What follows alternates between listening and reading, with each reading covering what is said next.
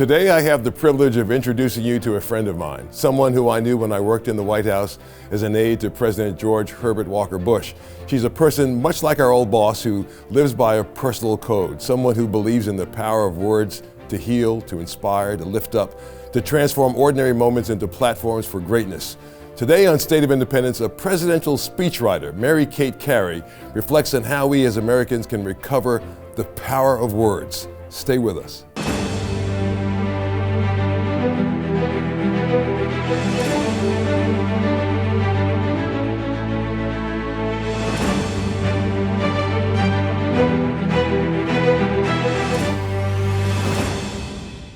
Some say that words used by politicians are just that, words. Like a movie script, public words spoken or tweeted by public figures are useful fiction to motivate and entertain the audience, but they can't be held accountable for every line or phrase. In this new way of thinking, words aren't considered your bond. Truth is relative. You shouldn't be held accountable for what you say or promise. After all, they argue, actions are more important than words. You can't take politicians so literally. They all play the facts. But that hasn't always been the standard. When a presidential speechwriter was assigned to work on a big speech, like the State of the Union, they're part of a team of fact checkers, policy analysts and researchers whose goal is to take the president's policy and connect them to the grand purpose and mission of the administration. So if words aren't worth the space they take up on Twitter, if words aren't connected to values, if they don't flow from a place of conviction, if words are only floated for shock value or immediate reaction, what have we lost?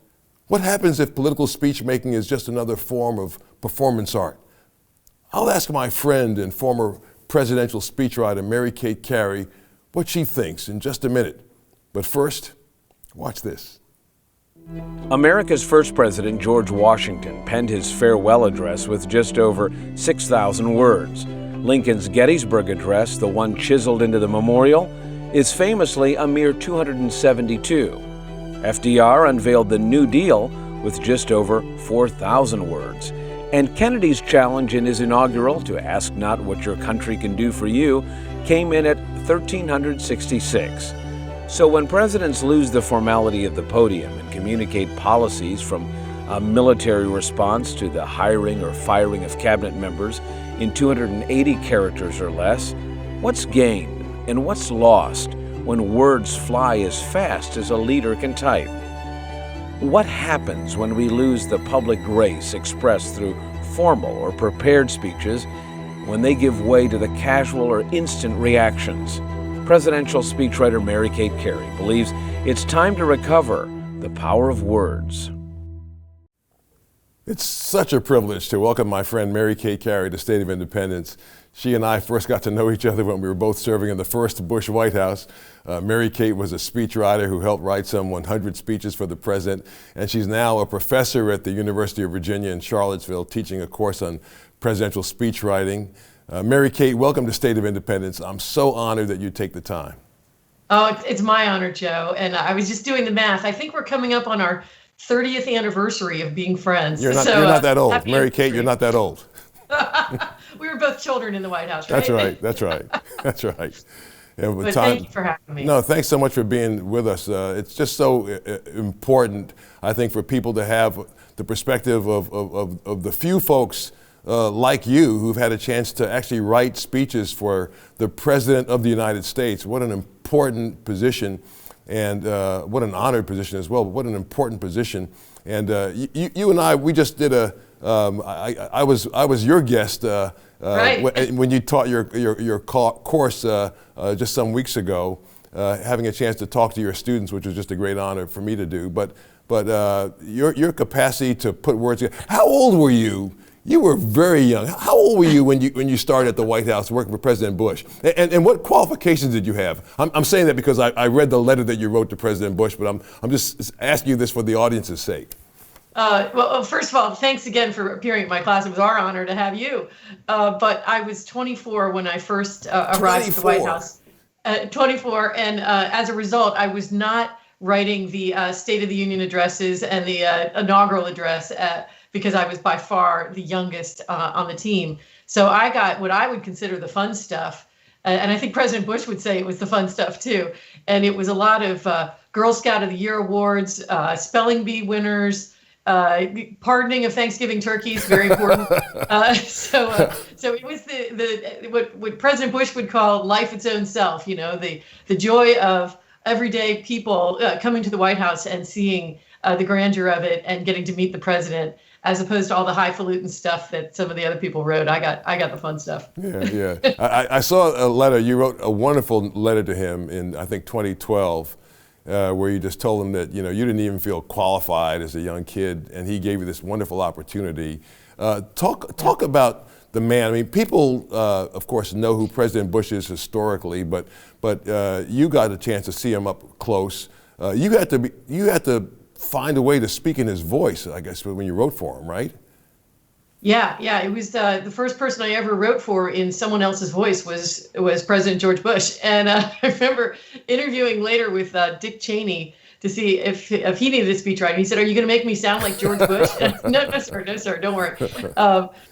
So I just sort of had this baptism by fire in that job, and it was I did have some jobs prior to that prepared me for it in terms of writing quickly and accurately and on a deadline and persuasively, and assignments where I had to write for people on television and things like that. So I started learning the ropes before I got there, even though I had not been a speechwriter prior to that. Most speechwriters sort of fall into it like that and sort of learn on the job, and that's what I did. The letter that you were just talking about was something that happened in, I would say, about 2013. I was, we left office in 1992. And so I had 20 years of being around the president after he left office, either writing speeches for him occasionally in his post-presidential life or more often at his presidential library. I was on the advisory board there. And so we would see him twice a year. And he really took me under his wing. I lost my father right before I arrived at the White House. And President Bush really sort of looked out for me more than the other speechwriters. And it was it had a huge influence on my life. And so 20 years after we left office, I was saying to one of his senior staffers how much he had changed my life. And she said, "Does he know this? Have you ever told him this?" And I said, "No, I've never told him." And she said, "I think you should write him a letter and tell him." And so I wrote this letter, and it arrived. And in the time between when I mailed it and when it got to him, he got deathly ill and was put in the hospital. And the letter arrived, but nobody wanted to read it to him because they thought that he would think that they thought he was about to die. So, so they saved the letter till after he pulled through. And then Mrs. Bush sat and read it to him in the hospital. And in it, I said that it was the greatest honor of my life, obviously, to work for him, but that the way he treated me spoke volumes about his character and his values. And there were times when I should have probably been fired for writing less than stellar speeches, and he didn't fire me. There were all kinds of pranks he pulled on me that showed his great sense of humor. People don't know about that. There was all kinds of notes. I have binders of notes that he sent me saying, thinking of you, thank you for this, thank you for that. Always kept me connected to him and what he was doing. When I had my first child, he sent the baby a letter saying, "I haven't met you yet, but I love you already."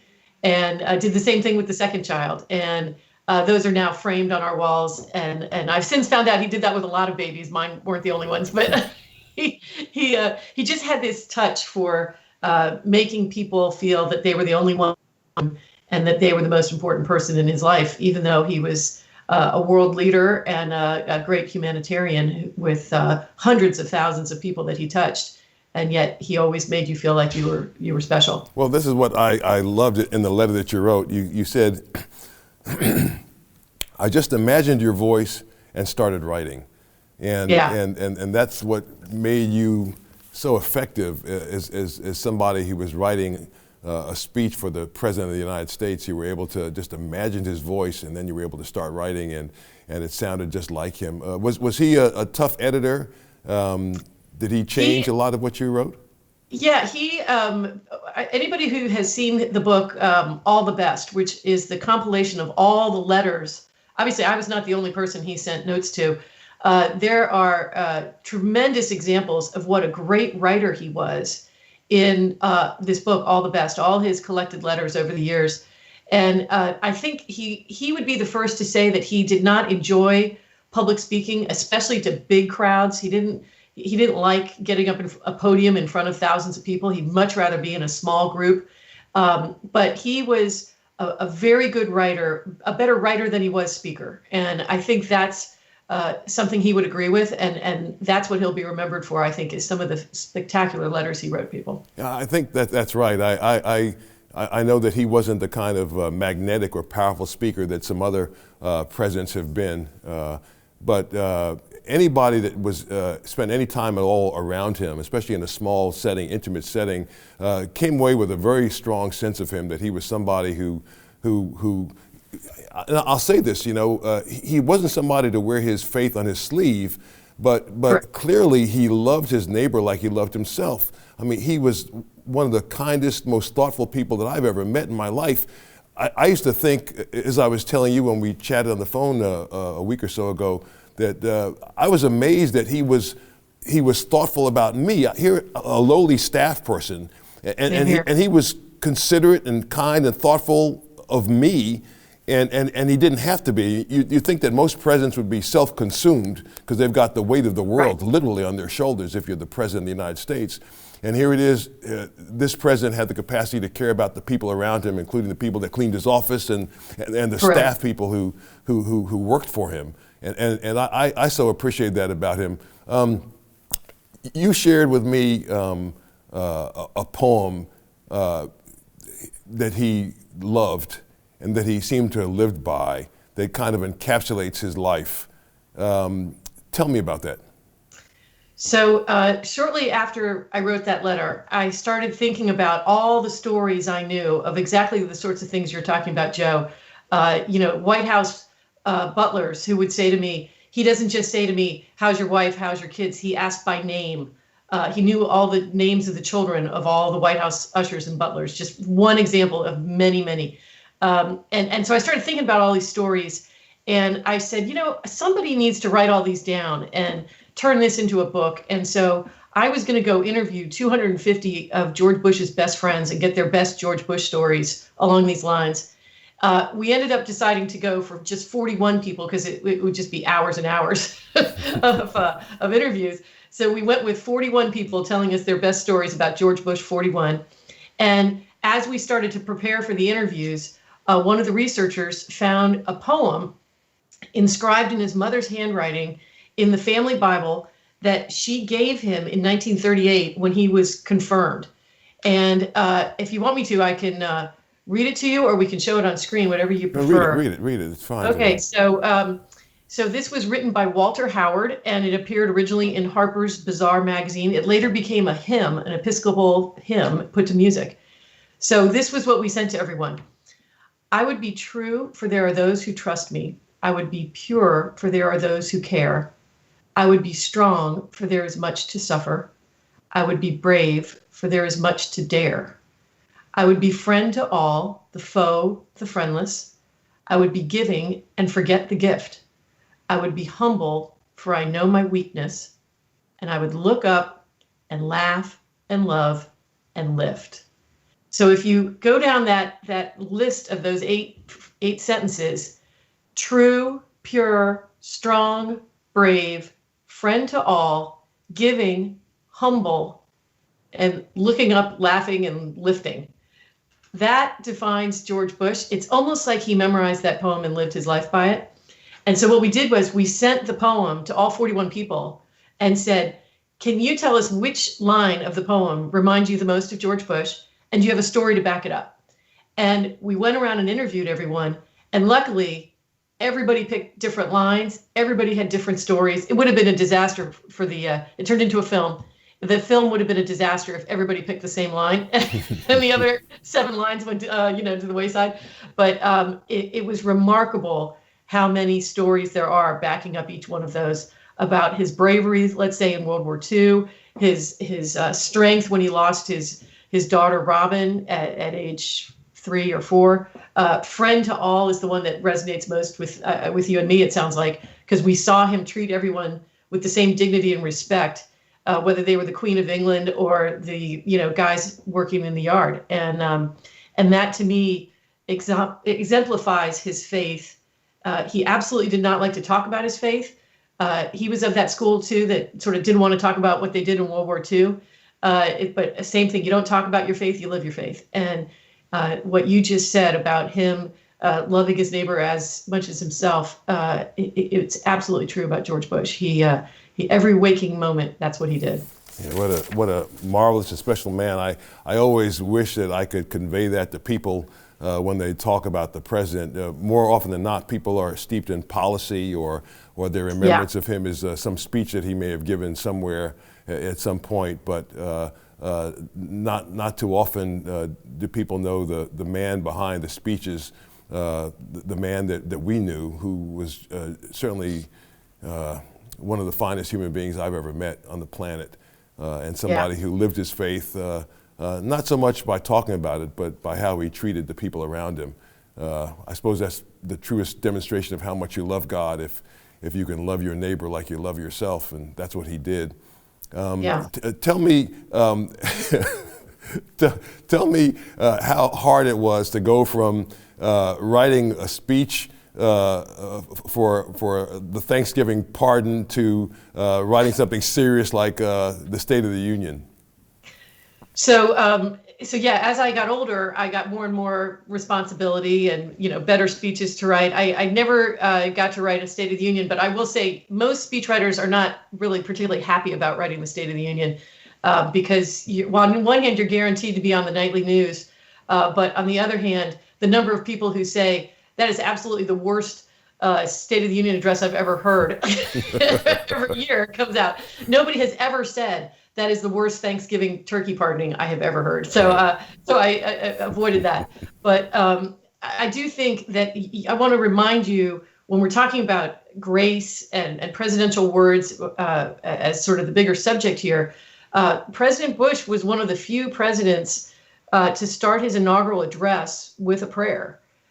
Separate from the convocation and sort of prayers by the clergy, he started it. And you may recall that John Meacham used that same prayer in his eulogy for President Bush when President Bush passed away.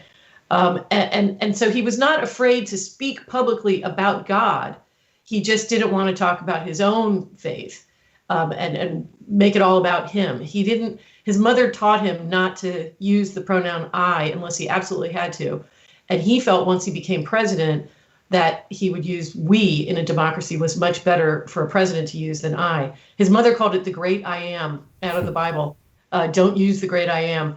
And but we see this many times with presidents who invoke God but don't necessarily talk about their own relationship with God. So you see, for example, Abraham Lincoln talking about malice for none and charity for all in the second inaugural. You hear Reagan basically quoting from the Sermon on the Mount, talking about the shining city on the hill. Or you see George W. Bush asking for God's grace in the National Cathedral right after 9/11 to get our country moving forward. And probably the most common one is the asking for God's grace at the end of the swearing in. When the president is sworn in, the last few words are, "So help me God." And that, to me, is a very clear plea for God's grace going forward, not only on the president, but on the country. So there's a lot of power in words like that. And President Bush certainly believed in using those. And so I don't want to make it sound like he was opposed to talking about God's grace. He just didn't like to talk about himself. Yeah, we know that. So true. Yeah. Don't go anywhere. We're going to come right back and talk some more to Mary Kate Cary. Again, Mary Kate Cary was a speechwriter for President George Herbert Walker Bush, and we'll be right back with her. Stay tuned. Learn more about Joe Watkins and the mission of this program at joewatkins.net. And tell Joe what you thought about today's program in the comment box.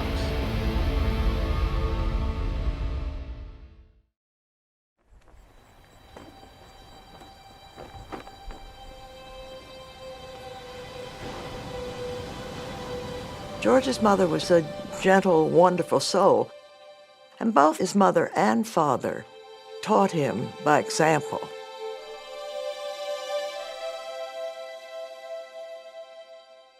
She gave George this Bible, and I think that poem does reflect George Bush's life.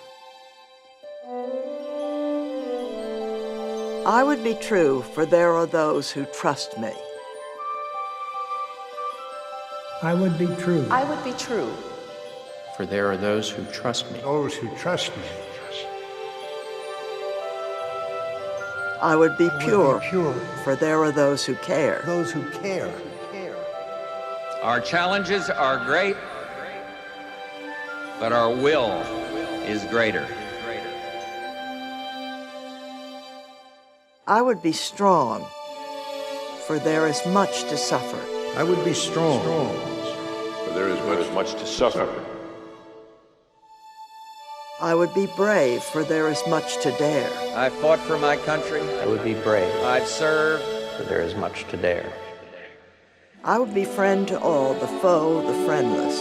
I would be friend to all, the foe, the friendless. I would be giving and forget the gift. I am running for president because I honestly, deeply believe I can change things. I would be humble, For I know my weakness. for I know my weakness. 1,000 points of light. I would look up and laugh And laugh and love and love. and lift.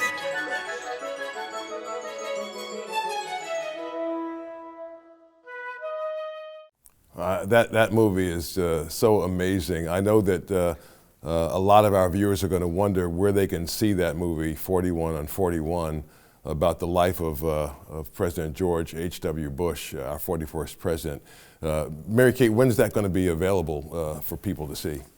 So we're working on getting it back out there. There was some, problems with our distributors, but if you go to bush41.org, which is the main website for the Bush Foundation and the Bush Library, they will have information there on where it's getting. So hopefully by the time this airs, we'll have it back up and the information will be there. So bush41.org will tell you where to go. Yeah, that's outstanding.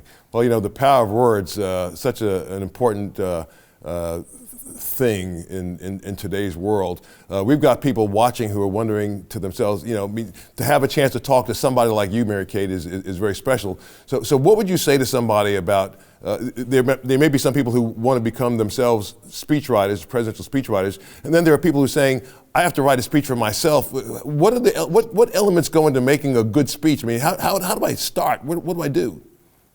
So really the best way to write a speech to convince someone to join your cause, give money, volunteer, vote for your candidate, buy your product, whatever the persuasive goal is to inspire action and get people off the couch, basically, is you start with a grabber, something that gets their attention. You define the problem that everyone can agree on. You show the solution that will solve that problem. You visualize how great your solution will be. And then you end with a call to action. And that is, going back to the ancient Romans, the ancient Greeks, that is the best way for the human mind to process a persuasive argument. And so if I could only give that one tip, I would say that's the tip I would give. Can people sense love or even fear when you give a speech? I mean, there are people who are deathly afraid of giving a speech, and they wonder probably if people can sense their fear. And there are other people who give speeches, and you can just sense the love in their heart by how they're talking and by the way they engage with the audience. Are those important elements? Absolutely. And the thing I learned over the years, I was writing for speeches for other people and telling them, oh, you can do this, you'll be fine. And then I had to give an 8th grade commencement address when I was a presidential speechwriter, and I about fell over on the podium. I was so nervous. And suddenly I realized what people go through. And so I will say, the more you do it, the better you get. And practice, practice, practice. And there's all kinds of tips online, especially these days with Zoom and the ways to format things so it doesn't look like you're reading. There's all kinds of ways to make your life easier if you have to give public speeches, but the best path is practice, practice, practice. Mary Kate, you'll come through really well. You're the best. You're a wonderful friend to me and to Stephanie. Thank you for reminding us today about the power of words to heal and or to hurt.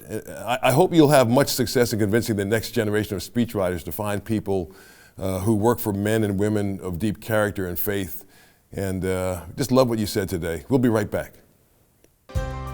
Learn more about Joe Watkins and the mission of this program at joewatkins.net. And tell Joe what you thought about today's program in the comment box. Well, now we're going to talk to our great producer, Jeff Coleman.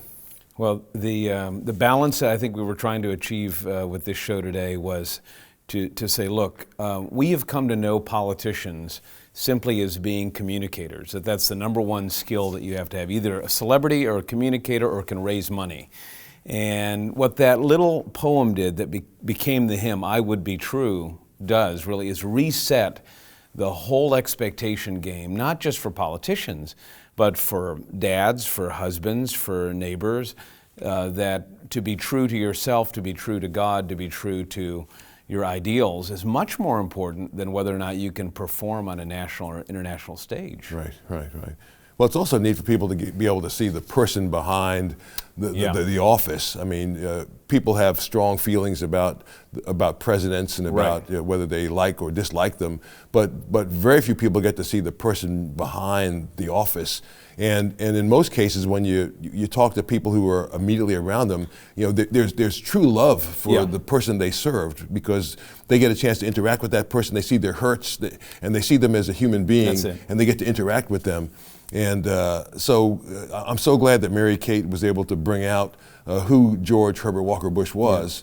The same person that I saw, just a very sincere, genuine person, and somebody who cared about people without regard to their stature, by the way. I mean, he was just as thoughtful and caring about somebody who was a low-level staffer as he was another president or royalty from another country. They all matter to him. It's those little interactions. I think maybe the post-presidency, she's talking about letters and conversations that happened long after he left the White House as well. That really is the measure and the test of who a leader was and is. How do they act when the set is gone, when you don't have the building and Marine One and Air Force One and the red carpet and the band and Hail to the Chief? You take all of that away, now you have a person.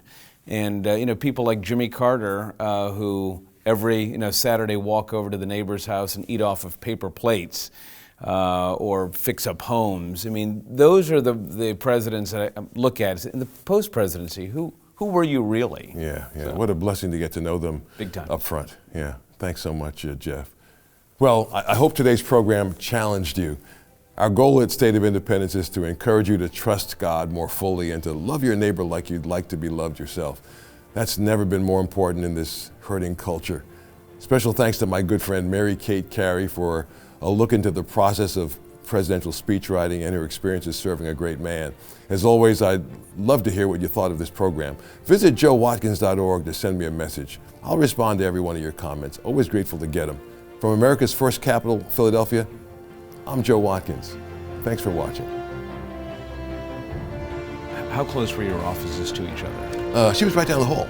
Okay. Right down the hall from me. So, and when we were in the same area, we were both in communications at the White House. So we both worked for Dave Demarest. Joe Watkins' State of Independence is a production of Lighthouse TV, positively different.